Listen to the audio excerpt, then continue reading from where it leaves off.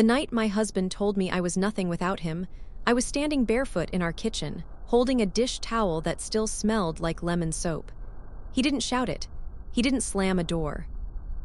He said it calmly, almost gently. "You'd be nothing without me, Ava, don't forget that." And somehow that made it worse. My name is Ava Reynolds.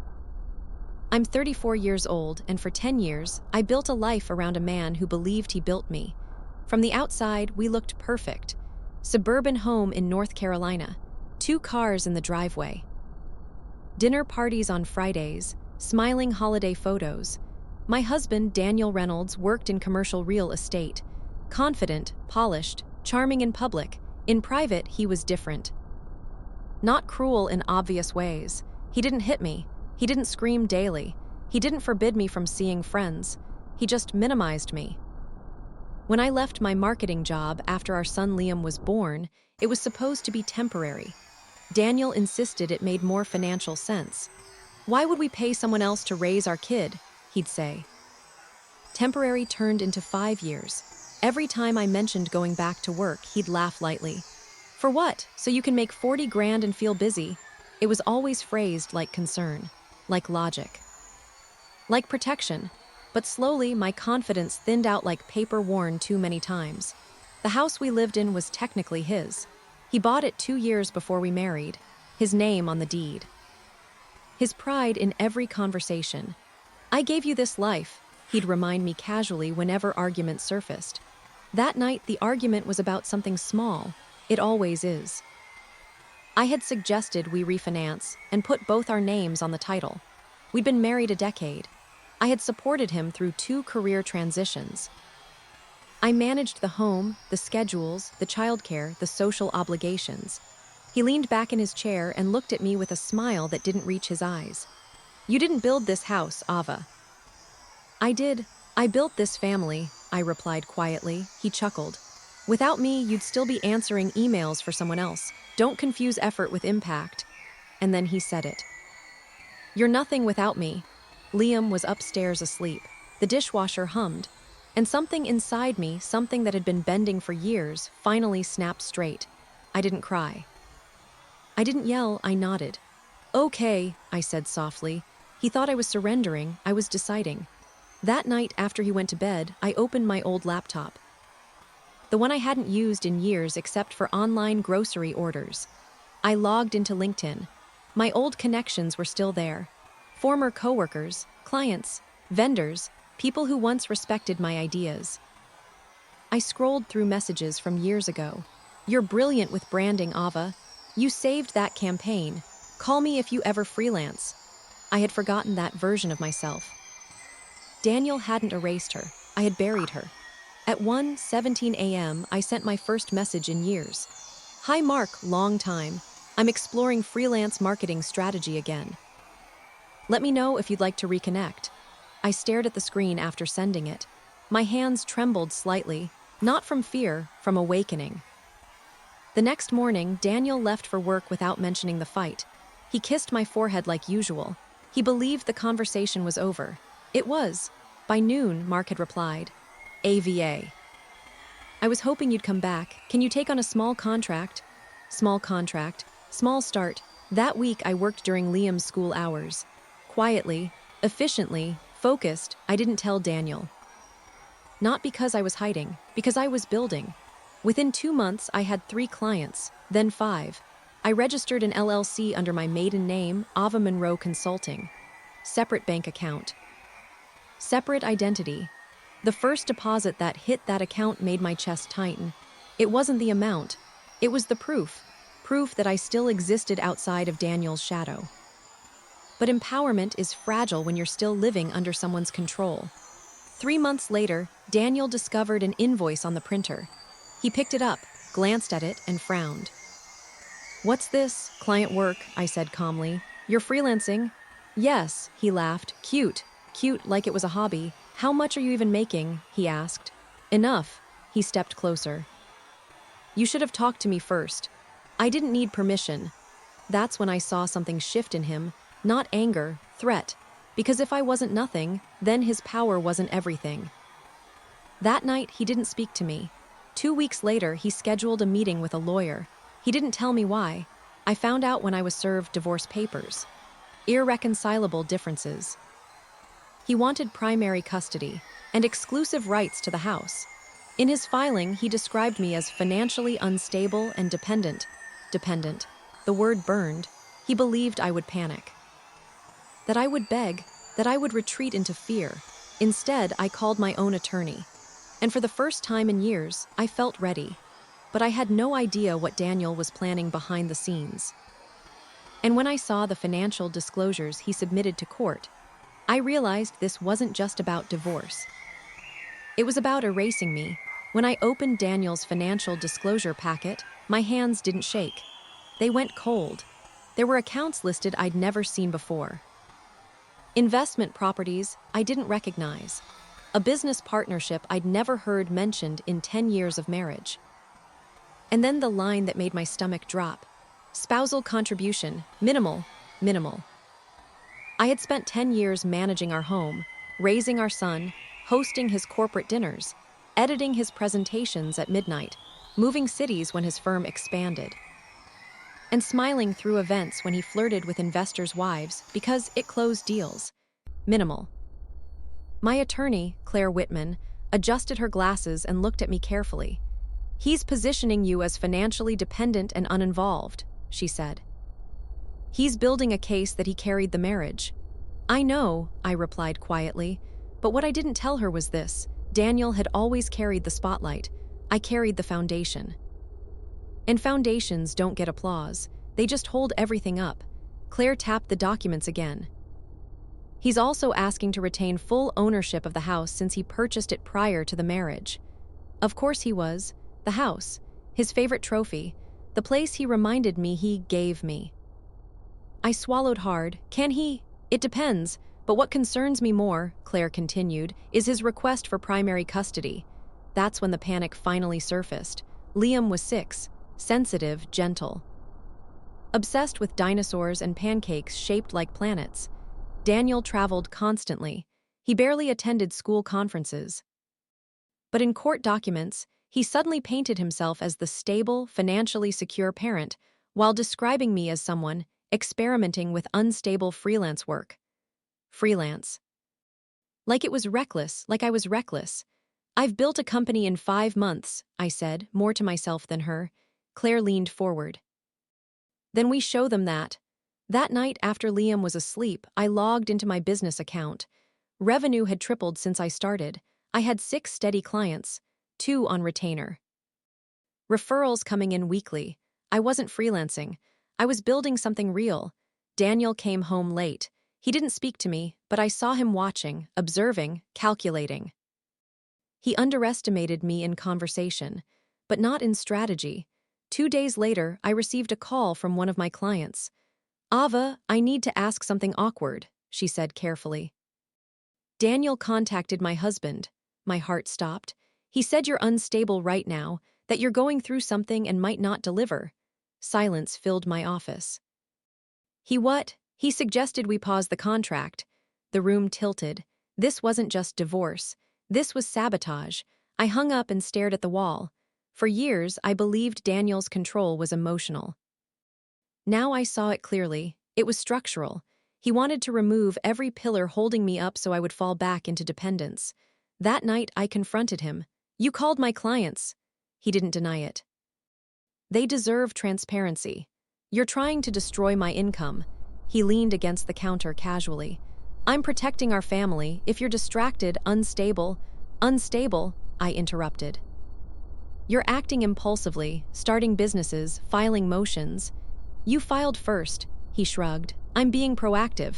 There it was, his favorite word. Proactive meant he struck first. I inhaled slowly. "Why are you so afraid of me working?" "I'm not afraid," he said calmly. "You are." His jaw tightened slightly. "You don't understand how the real world works, Ava." And there it was again.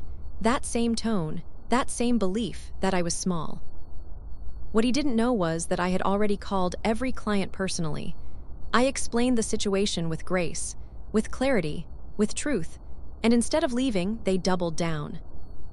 One even increased her retainer. Because here's the thing about real competence, it doesn't disappear because someone questions it, it strengthens. But Daniel wasn't finished. A week later, Liam came home quiet, too quiet. "Buddy, what's wrong?" I asked gently. He stared at the floor. "Dad said you might move away, that I'd stay with him." The air left my lungs. He was planting fear in our son. "Did he say why?" Liam shrugged. "He said you don't know how to handle big things." I hugged him tightly. "Liam, I am not going anywhere. And you are not losing me." But inside, rage simmered. Daniel wasn't just fighting for assets. He was fighting to preserve an image, the successful husband, the stable provider. The man whose wife would crumble without him. If I won financially, he could tolerate it. But if I proved I never needed him, that would destroy his identity. The custody mediation date was set for 2 months away. I had 2 months to solidify everything. My income, my documentation, my strategy, and something else began forming in my mind. Something bigger. If Daniel wanted the house so badly, maybe I would let him keep it. For now, because I was starting to see something he couldn't, the housing market in our area was shifting. Prices climbing, demand rising, and Daniel had leveraged heavily into commercial properties that were suddenly unstable.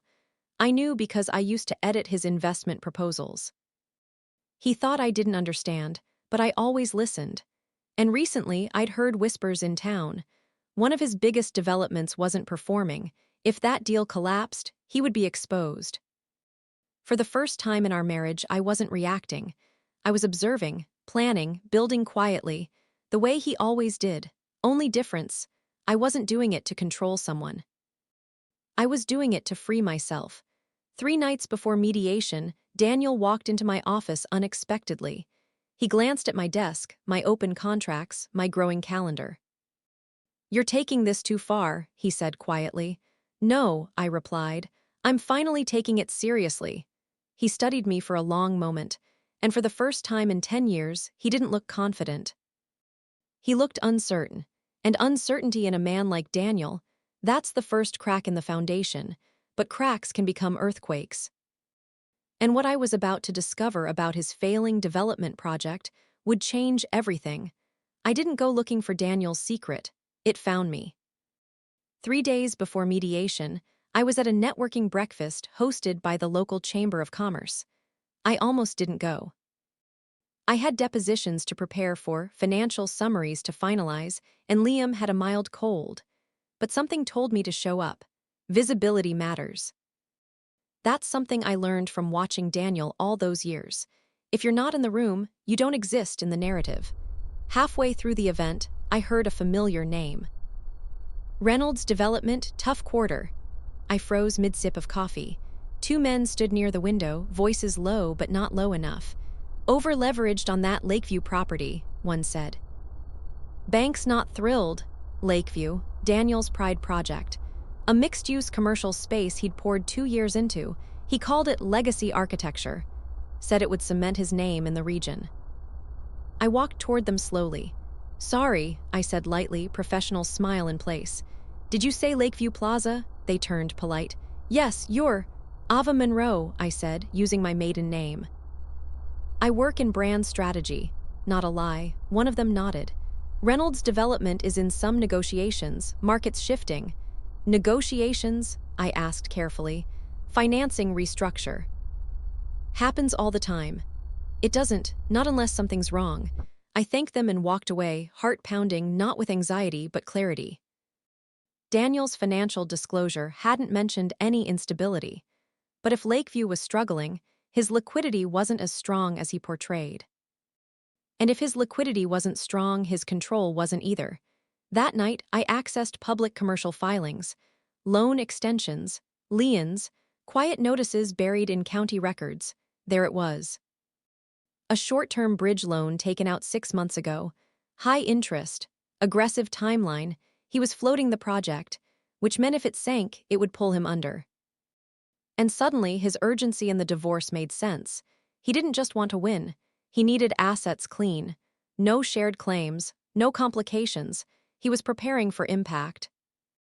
And he wanted me legally removed before the fall. The next morning, I met with Claire. Can we subpoena additional financial documentation? I asked. She studied me carefully. Why? Because I don't think his portfolio is as stable as he's presenting. She leaned back slowly. If he's misrepresenting assets or liabilities, that changes everything. I know. Her lips pressed into a thin line. Bring me what you have. I handed her printed filings. She read silently. When she finished, she looked up at me with something close to admiration. You've been busy. I've been underestimated. She smiled slightly. We'll request full disclosure on commercial obligations. If he's hiding risk, the court won't like that. For the first time since being served divorce papers, I felt momentum shift. Not dramatically, subtly, like wind changing direction before a storm. That evening, Daniel came home tense, tighter than usual. He poured himself a drink immediately. We need to settle before mediation, he said flatly. I'm fine with mediation, I replied calmly. He exhaled sharply. This is getting expensive. For you, his eyes snapped to mine. For both of us, I'm managing, he stepped closer. You're playing a dangerous game, Ava. No, I said evenly. I'm playing a fair one. Silence stretched between us. Then he said something that surprised me. You don't understand what's at stake. I held his gaze. Then explain it, he hesitated, and that hesitation told me everything. He couldn't admit weakness. Not to me, especially not to me. Just settle, he said finally. Take a payout, walk away, from Liam's stability, from my rights, from truth. You're scared, I said quietly. His jaw tightened. Of what? That I won't. For a brief second, something flickered in his expression. Not rage, not arrogance, fear. Because the woman he married, the one who deferred, who trusted, who shrank herself, was gone. In her place stood someone strategic, aware, independent, and worst of all for him, calm. 2 days before mediation, Claire filed a motion requesting expanded financial discovery. Daniel's attorney objected immediately, but the judge granted it. Full portfolio review, including commercial debt. When Daniel received notice, he stormed into the house earlier than usual. This is harassment, he snapped. It's transparency, I replied. You're trying to ruin me.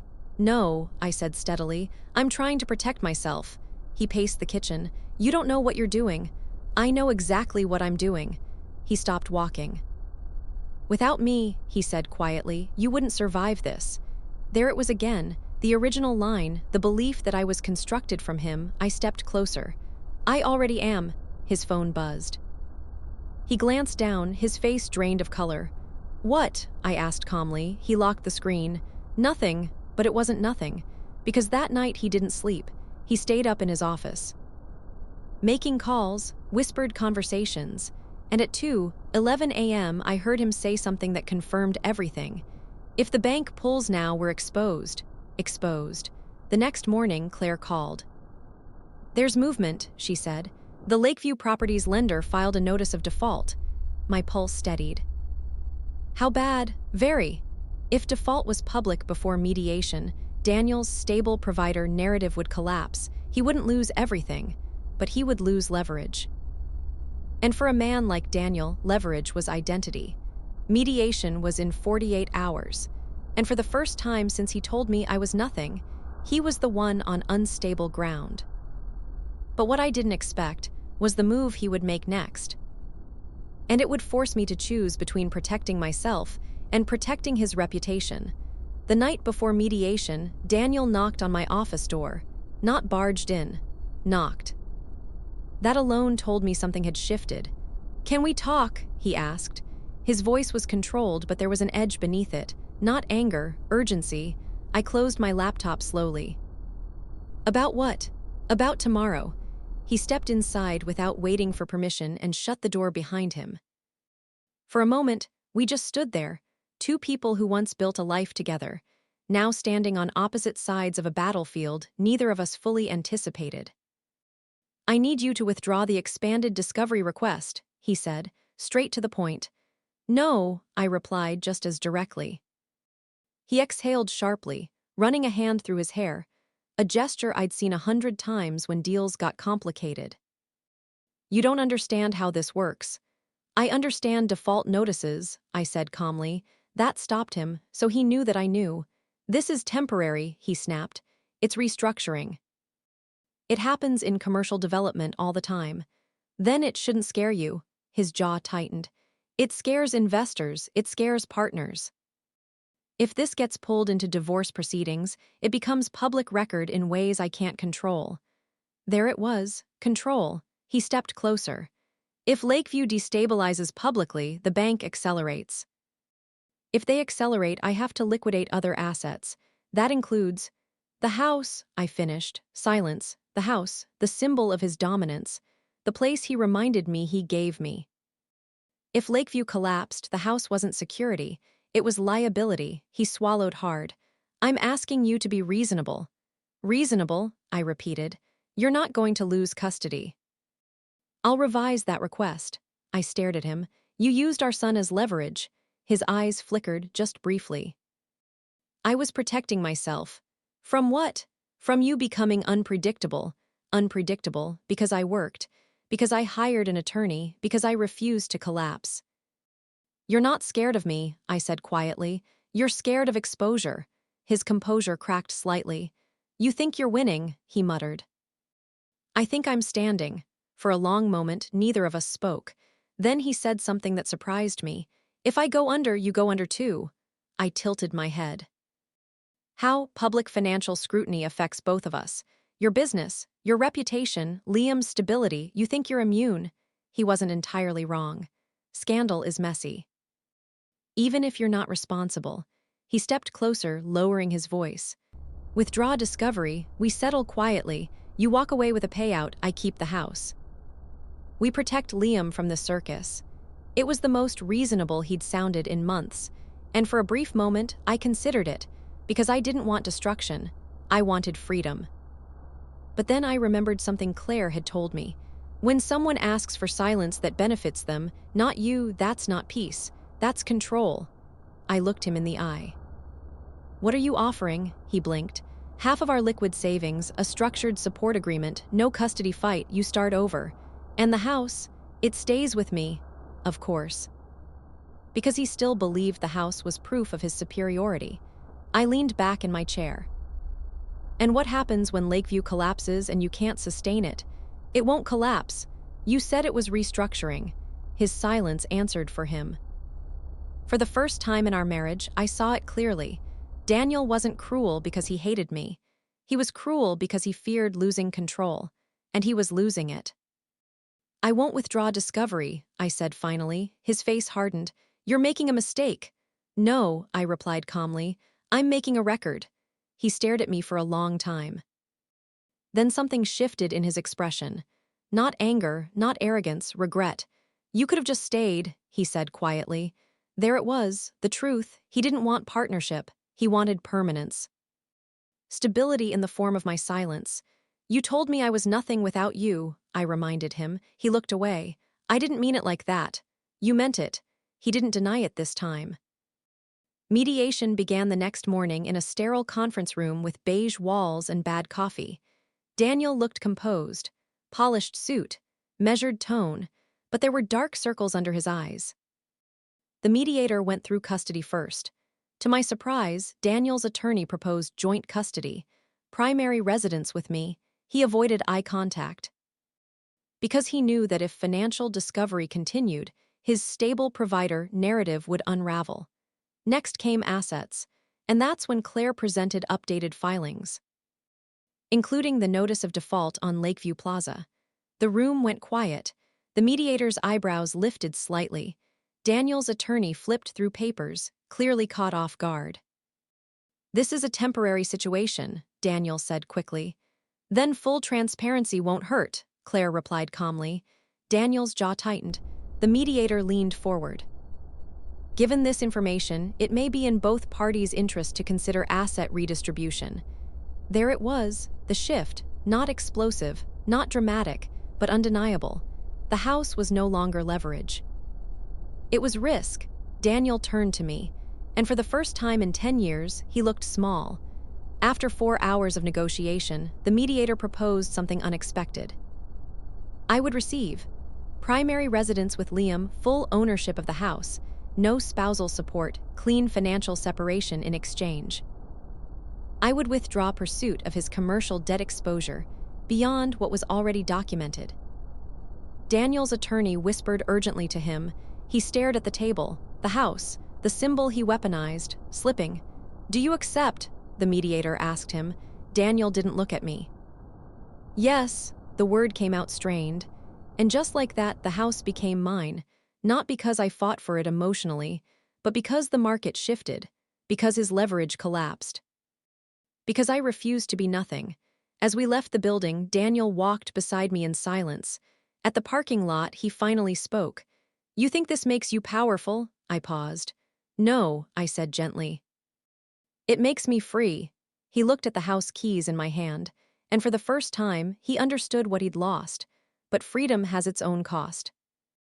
Because 3 weeks later, Lakeview Plaza officially defaulted, and Daniel's fall became public. And when the press started asking questions, my name was still legally tied to his for 1 more month.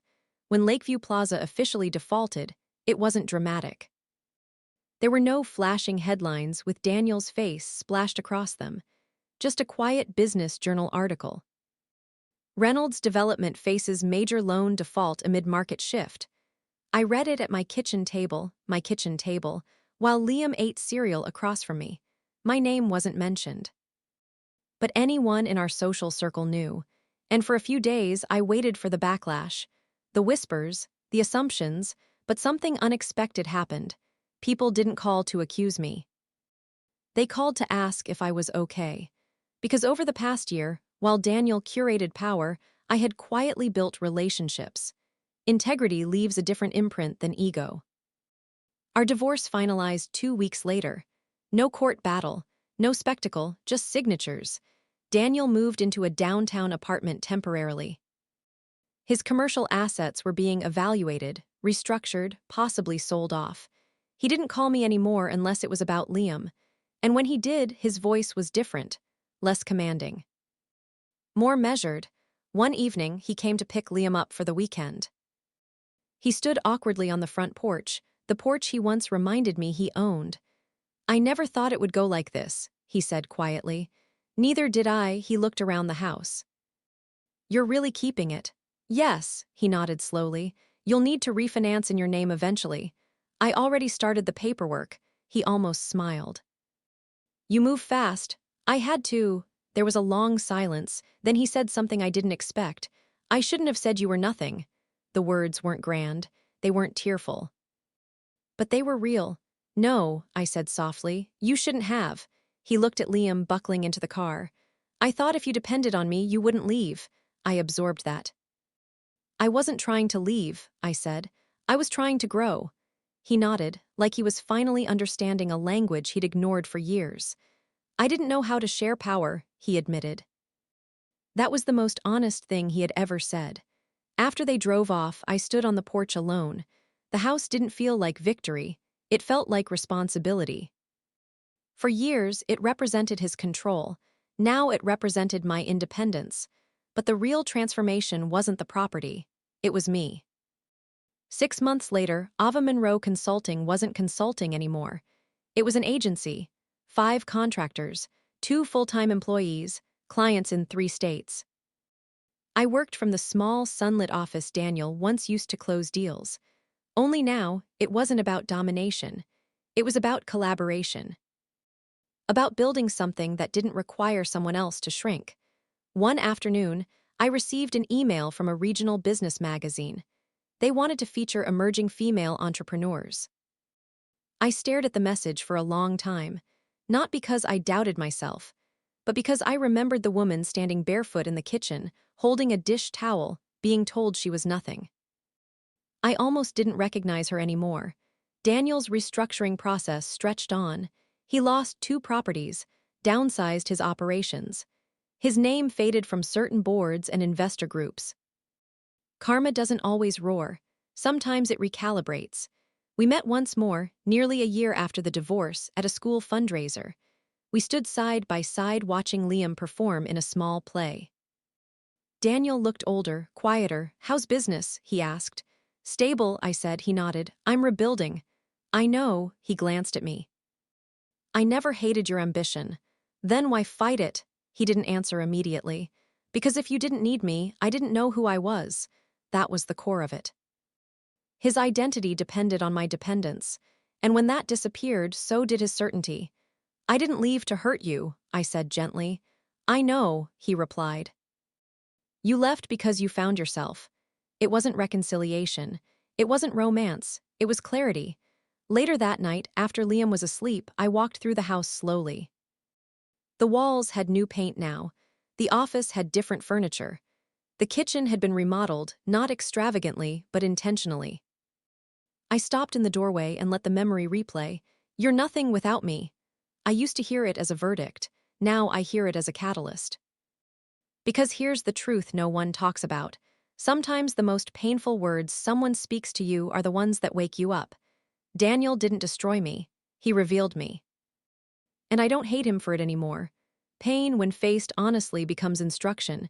He lost assets. He lost status. He lost control, but I gained something far greater: self-respect. And that doesn't default. A year and a half after the divorce, I finalized the refinance. The deed now read, Ava Monroe, sole owner. I held the paperwork in my hands and felt something unexpected. Not triumph, not revenge, peace, because revenge burns hot and fast, but building something quietly, patiently, steadily that lasts. Daniel once believed I was nothing without him. He was wrong. But I also learned something important. I was never nothing. I had just forgotten. And sometimes, the greatest revenge isn't taking something back. It's proving you never needed permission to rise. The house stands, my company stands, and more importantly, so do I.